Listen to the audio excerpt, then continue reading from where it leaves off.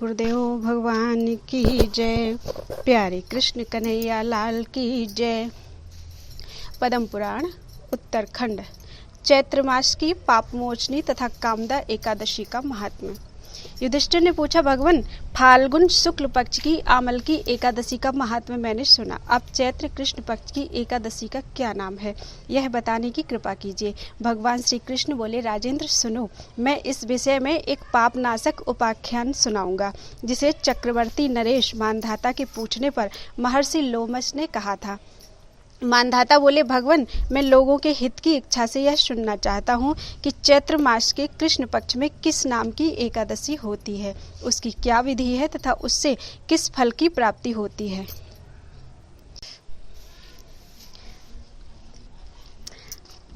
मानदाता बोले, भगवान, मैं लोगों के हित की इच्छा से यह सुनना चाहता हूँ कि चैत्र मास के कृष्ण पक्ष में किस नाम की एकादशी होती है, उसकी क्या विधि है तथा उससे किस फल की प्राप्ति होती है। कृपया ये सब बातें बताइए। लोमश जी ने कहा, नृपश्रेष्ठ, पूर्व काल की बात है। अप्सराओं से सेवित चैत्ररथ नामक वन में, जहाँ गंधर्वों की कन्याएं अपने किंकरों के साथ बाजे बजाती हुई विहार करती हैं, मंजुघोषा नामक अप्सरा मुनिवर मेधावी को मोहित करने के लिए गई। वे महर्षि उसी वन में रहकर ब्रह्मचर्य का पालन करते थे। मंजुघोषा मुनि के भय से आश्रम से एक कोस दूर ही ठहर गई और सुंदर ढंग से बीड़ा बजाती हुई मधुर गीत गाने लगी।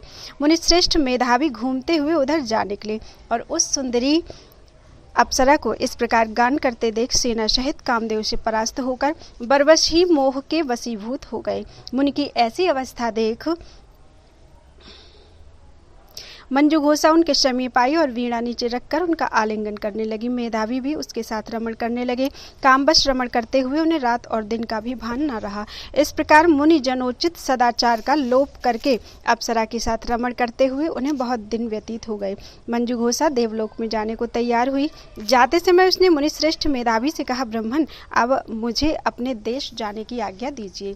मेधावी बोले, देवी, जब तक सवेरे की संध्या ना हो जाए तब तक मेरे ही पास ठहरो। अप्सरा ने कहा, विप्रवर, अब तक न जाने कितनी संध्या चली गई, मुझ पर कृपा करके बीते हुए समय का विचार तो कीजिए। लोमश जी कहते हैं, राजन, अप्सरा की बात सुनकर मेधावी के नेत्र आश्चर्य से चकित हो उठे। उस समय उन्होंने बीते हुए समय का हिसाब लगाया तो उन्हें मालूम हुआ कि उसके साथ रहते 57 वर्ष हो गए।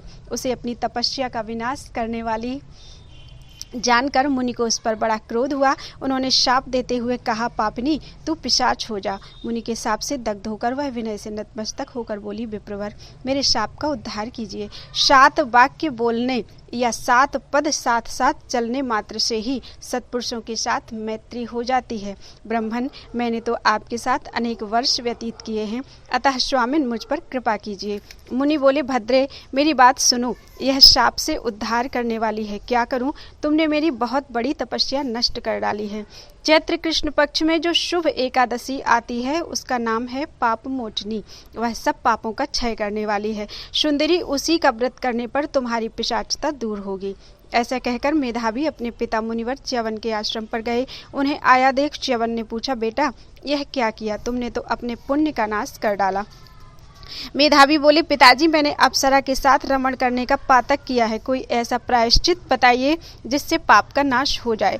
च्यवन ने कहा, बेटा, चैत्र कृष्ण पक्ष में जो पापमोचनी एकादशी होती है उसका व्रत करने पर पाप राशि का विनाश हो जाता है।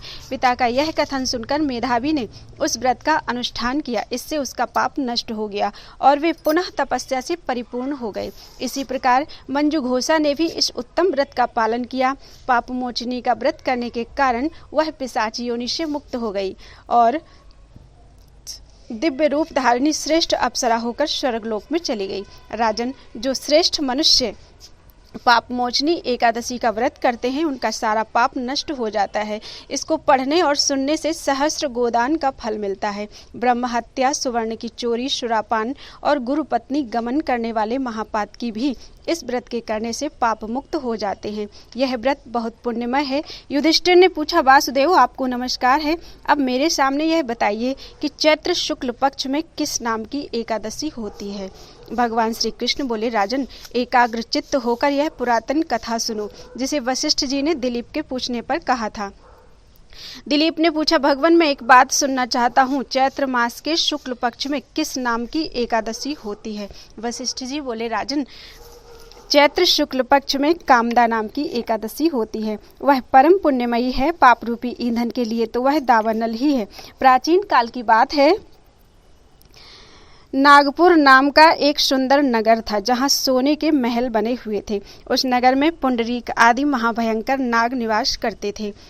पुंडरीक नाम का नाग उन दिनों वहां राज्य करता था। गंधर्व, किन्नर और अप्सराएं भी उस नगरी का सेवन करती थी। वहां एक श्रेष्ठ अप्सरा थी जिसका नाम ललिता था। उसके साथ ललित नाम वाला गंधर्व भी था। वे दोनों पति पत्नी के रूप में रहते थे। दोनों ही परस्पर काम से पीड़ित रहा करते थे। ललिता के हृदय में सदा पति की ही मूर्ति बसी रहती थी और ललित के हृदय में सुंदरी ललिता का नित्य निवास था। एक दिन की बात है, नागराज पुंडरीक राजसभा में बैठकर मनोरंजन कर रहा था। उस समय ललित का गान हो रहा था, किंतु उसके साथ उसकी प्यारी ललिता नहीं थी। गाते गाते उसे ललिता का स्मरण हो आया, अतः उसके पैरों की गति रुक गई और जीभ लड़खड़ाने लगी। नागों में श्रेष्ठ करकोटक को ललित के मन का संताप ज्ञात हो गया, अतः उसने राजा पुंडरीक को उसके पैरों की गति रुकने एवं गान में त्रुटि होने की बात बताती। करकोटक की बात सुनकर नागराज पुंडरीक की आंखें क्रोध से लाल हो गई। उसने गाते हुए कामातुर ललित को शाप दिया, दुर्बुद्धे, तू मेरे सामने गान करते समय भी अपनी पत्नी के वशीभूत हो गया है, इसलिए राक्षस हो जा। महाराज पुंडरीक के इतना कहते ही वह गंधर्व राक्षस हो गया। भयंकर मुख, विकराल आंखें और देखने मात्र से भय उपजाने वाला रूप, ऐसा राक्षस होकर वह कर्म का फल भोगने लगा। ललिता अपने पति की विकराल आकृति देख मन ही मन बहुत चिंतित हुई। भारी दुख से कष्ट पाने लगी। सोचने लगी, क्या करूं, कहां जाऊं, मेरे पति पाप से कष्ट पा रहे हैं। वह रोती हुई घने जंगलों में पति के पीछे पीछे घूमने लगी। वन में उसे एक सुंदर आश्रम दिखाई दिया जहाँ एक शांत मुनि बैठे हुए थे। उनका किसी भी प्राणी के साथ वैर विरोध नहीं था। ललिता शीघ्रता के साथ वहां गई और मुनि को प्रणाम करके उनके सामने खड़ी हुई। मुनि बड़े दयालु थे। उस दुखिनी को देखकर वे इस प्रकार बोले, शुभे, तुम कौन हो, कहाँ से यहाँ आई हो, मेरे सामने सच सच बताओ। ललिता ने कहा, महामुनि, वीरधनबा नाम वाले एक गंधर्व हैं। मैं उन्हीं महात्मा की पुत्री हूँ। मेरा नाम ललिता है। मेरे स्वामी अपने पाप दोष के कारण राक्षस हो गए हैं। उनकी यह अवस्था देखकर मुझे चैन नहीं है। ब्राह्मण, इस समय मेरा जो कर्तव्य हो वह बताइए। विप्रवर, जिस पुण्य के द्वारा मेरे पति राक्षस भाव से छुटकारा पा जाएं, उसका उपदेश कीजिए।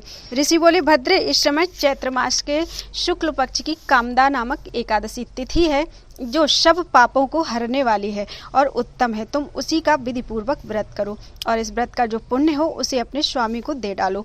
पुण्य देने पर क्षण भर में ही उनके शाप का दोष दूर हो जाएगा।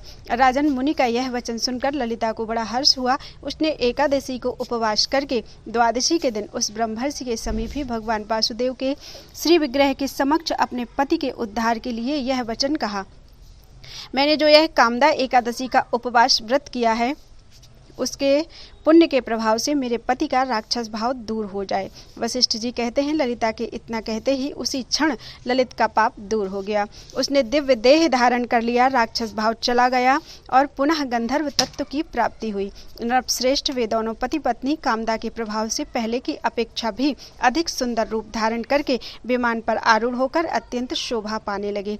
यह जानकर इस एकादशी के व्रत का यत्नपूर्वक पालन करना चाहिए। मैंने लोगों के हित के लिए तुम्हारे सामने इस व्रत का वर्णन किया है। कामदा एकादशी ब्रह्म हत्या आदि पापों तथा पिशाचत्व आदि दोषों का भी नाश करने वाली है। राजन, इसके पढ़ने और सुनने से वाजपेयी यज्ञ का फल मिलता है। बोलो वृंदावन बिहारी लाल की जय।